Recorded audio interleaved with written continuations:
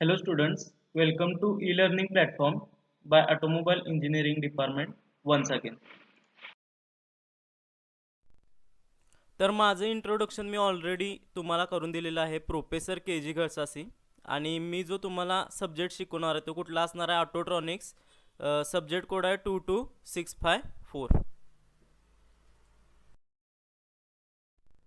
तर आपण chapter number 1 बघत होतो, automotive electronic components and instrumentation.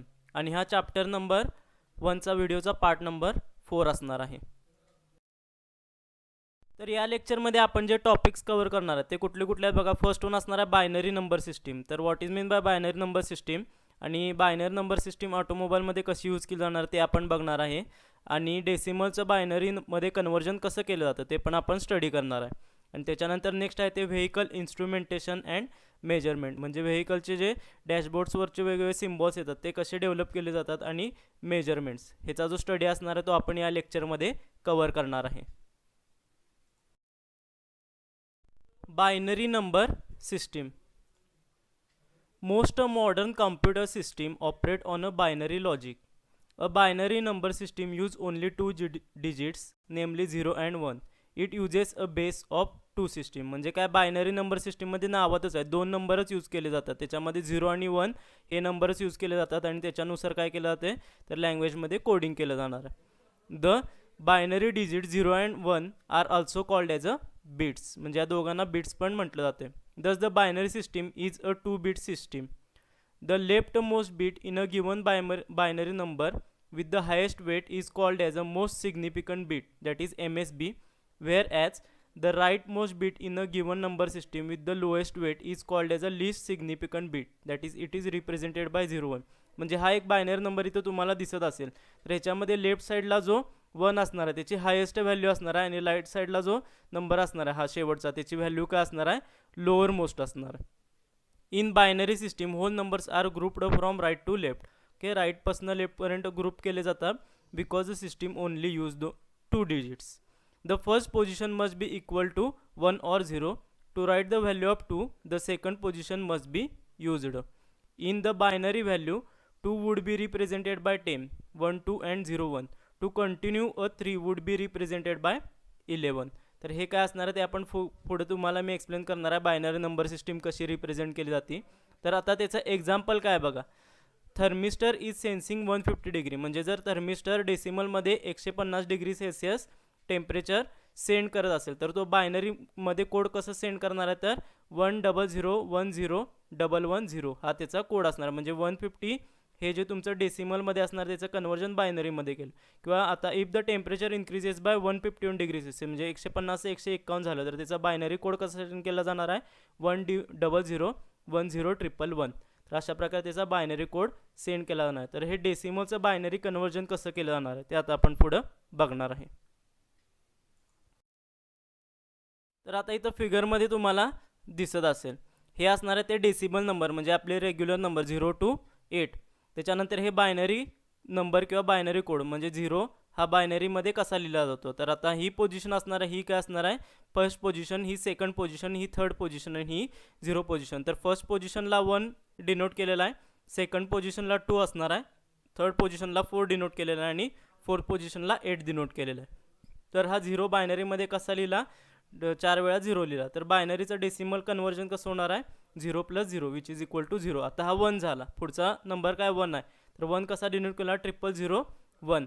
मग हा 1 इथं आहे आणि हे कुठला आहे तर एकक स्थानावर आहे, त्यामुळे एकचं काय होणार हे फर्स्ट झाला 0 + हा झाला 1 म्हणजे विच इज इक्वल टू 1. आता 2 जर बघितला तर आपण 2 कसा डिनोट केला जातो बायनरीमध्ये 0010. आता हा इथं 1 आहे त्यामुळं हे काय होणार 2च्या पोझिशनला आला आहे हा 1, त्यामुळे काय होणार आहे 2 + 0 which is equal to 2.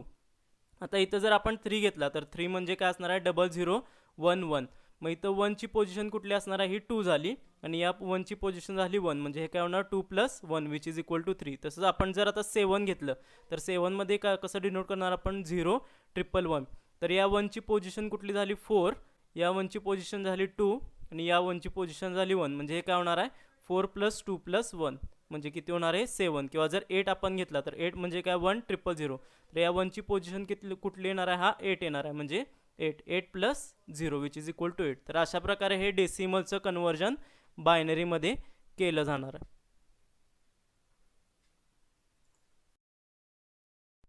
Next one आहे ते व्हेकल इन्स्ट्रुमेंटेशन अँड मेजरमेंट.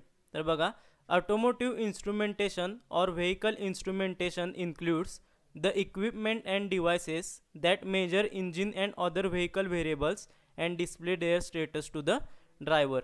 म्हणजे जे आपल्याला वेगवेगळ्या डॅशबोर्डवर सिग्नल दिसतात तर ते मेजर केले जातात आणि मग ते कुठं दिसतात आपल्याला त्या व्हेकल इन्स्ट्रुमेंटेशन किंवा व्हेकलचा जो डिस्प्ले असेल तिथं आपल्याला दिसणार आहेत. तर ते वेगवेगळे पॅरामीटर्स कुठले कुठले आपल्याला दिसतात तर स्पीडोमीटर असेल, ऑइल प्रेशर गेज असेल, कूलन टेम्परेचर गेज असेल, बॅटरी चार्जिंग रेट गेज असेल किंवा फ्युएल क्वांटिटी गेज असतील. तर ह्याला आपण म्हणणार आहे व्हेकल इन्स्ट्रुमेंटेशन. आणि जनरल इन्स्ट्रुमेंटेशनची ब्लॉक डायग्राम कशी असणार आहे तर आता फॉर एक्झाम्पल जर आपल्याला ऑइल प्रेशर गेज किंवा ऑइल प्रेशर चेक करायचं असेल तर काय असणार आहे, ऑइल प्रेशर तिथं सेन्सर असणार आहे. तो ऑइलचं प्रेशर सेन्स करणार आणि तो काय करणार, त्याचे सिग्नल कुठं पाठवणार आहे तर प्रोसेसिंगला पाठवणार आहे. आणि ते सिग्नल प्रोसेस केल्यानंतर ते आपल्याला कुठं दिसणार आहे तर हे डिस्प्लेला दिसणार आहे. तर अशा प्रकारे हे व्हेकल इन्स्ट्रुमेंटेशन वर्क होतं आहे. नेक्स्ट वन आहे measurement. A measurement is defined as a numerical comparison of unknown magnitude of a given physical quantity to a standard magnitude of the same physical quantity. म्हणजे measurement म्हणजे काय, दोन क्वांटिटीमधलं comparison, त्याला म्हणायचं मेजरमेंट. आणि instrument used for measuring the parameters, कुठले कुठले इन्स्ट्रुमेंट आपण यूज करतो तर स्पीड मेजर करण्यासाठी काय यूज करतो आपण, टॅकोमीटर यूज करतो. त्याच्यानंतर लेवल जर आपल्याला बघायचे असेल तर लेवल गेज किंवा for example to check the fuel level आपण फ्युएल गेज यूज करतो.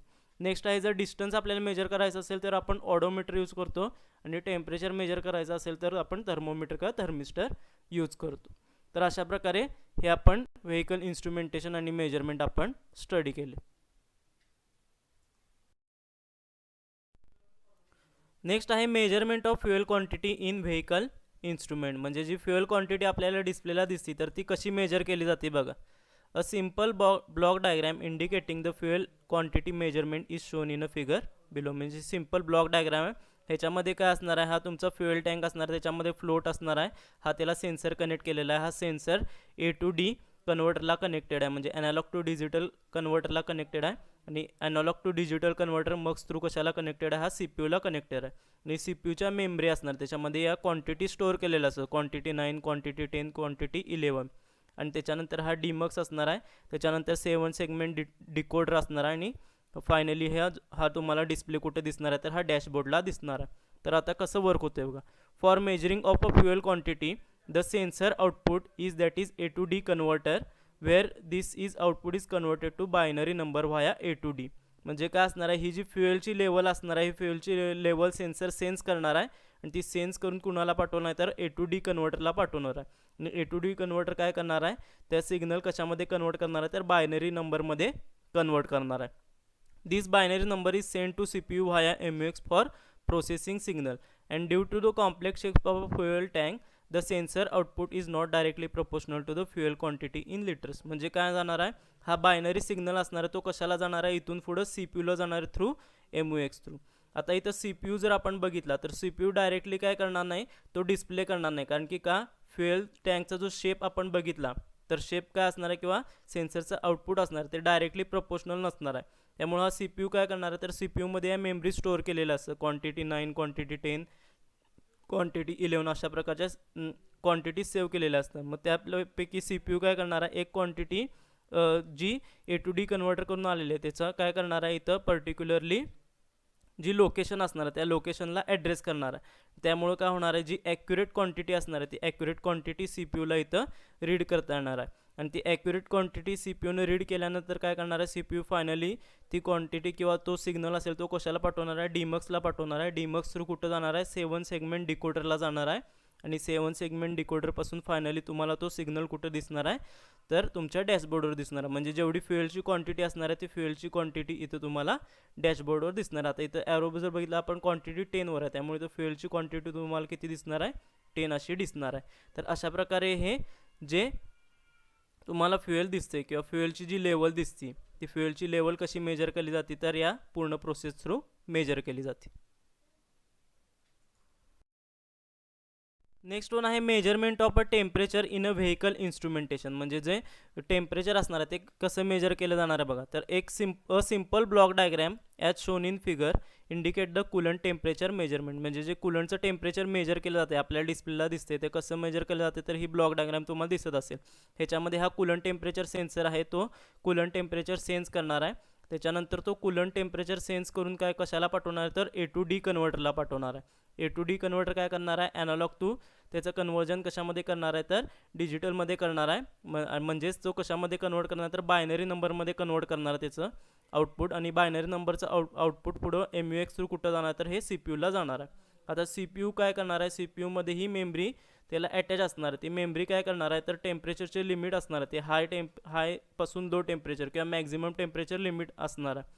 जोपर्यंत मॅक्झिमम टेम्परेचर लिमिट इथं रीच होत नाही तोपर्यंत काय करणार आहे, CPU जे असणार आहे ते सेफ जे लिमिट असणार किंवा सेफ टेम्परेचर असणार आहे ते डिस्प्लेला दाखवणार आहे. आणि ज्यावेळी इथलं टेम्परेचर म्हणजे कुलंट टेम्परेचर सेन्सरकडून येणार जे टेम्परेचर जेव्हा मॅक्झिमम येईल त्यावेळी काय करणार आहे, ते अनसेफ लिमिट म्हणून दाखवणार आहे. आणि त्यावेळी काय होणार आहे, इथं डिस्प्लेला तुम्हाला वॉर्निंग लाईट डिस्प्ले होणार आहे. तर फॉर एक्झाम्पल कन्सिडर करा, सेफ टेम्परेचर इथं मेमरीमध्ये किती आहे, 100 डिग्री स्टोअर केलेलं आहे आणि कुलंट टेम्परेचर सेन्सरपासून 98 डिग्री आलं तर काय होणार आहे, इथं रेड लाईट लागणार नाही. आणि फॉर एक्झाम्पल इथं 100 डिग्री सेल्सिअस टेम्परेचर आणि कुलंट टेम्परेचर सेन्सर जर इकडं 102 डिग्री सेल्सिअस आलं तर काय होणार आहे, इथून वॉर्निंग लाईट जाणार आहे आणि इथं काय लागणार आहे, तुम्हाला रेड लाईट डिस्प्ले होणार आहे. म्हणजे जो तुमच्या डिस्प्लेवर कुलंट टेम्परेचर सेन्सर असणार त्याचा रेड लाईट तिथं डिस्प्ले होणार आहे. तर अशा प्रकारे हे व्हेकल मेजरमेंट इन्स्ट्रुमेंटेशन केलं जाते किंवा जे तुम्हाला डॅशबोर्ड वेगवेगळ्या प्रकारचे सिग्नल दिसतात ते सिग्नल अशा प्रकारे कन्वर्ट केले जातात.